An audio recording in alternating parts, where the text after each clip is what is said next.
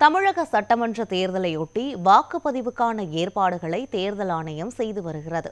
தமிழக சட்டமன்ற தேர்தல் நாளை மறுநாள் 234 தொகுதிகளிலும் ஒரே கட்டமாக நடைபெறவுள்ளது. 4000த்திற்கும் மேற்பட்ட வேட்பாளர்கள் போட்டியிடுகின்றனர். திமுக கூட்டணி, அதிமுக கூட்டணி, நாதாக, தாவேக என 4 முனை போட்டி நிலவுகிறது. ஆட்சியை தக்க வைத்துக் கொள்ளும் திட்டத்தில் திமுகவும், ஆட்சியை கைப்பற்றும் முனைப்பில் அதிமுகவும் மோதுகின்றன. இந்த நிலையில் அரசியல் தலைவர்கள், வேட்பாளர்கள், நட்சத்திர பேச்சாளர்கள் ஆகிய அனைத்து தரப்பினரும் இறுதிக்கட்ட வாக்கு வேட்டையில் ஈடுபட்டனர். பிரச்சாரம் முடிந்த பின்பு சமூக வலைதளங்கள் உள்ளிட்ட எந்த வகையான பிரச்சாரத்திலும் ஈடுபடக்கூடாது என்ற விதிமுறை அமலில் இருக்கும். தொகுதிக்கு சம்பந்தமில்லாத நபர்கள் வெளியேற தேர்தல் ஆணையம் உத்தரவிட்டுள்ளது.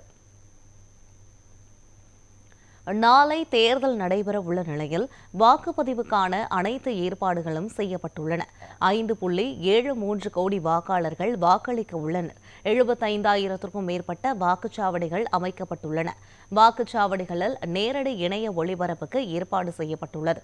தேர்தலில் பதிவாகும் வாக்குகள் அடுத்த மாதம் 4ஆம் தேதி 41 மையங்களில் எண்ணப்பட உள்ளன.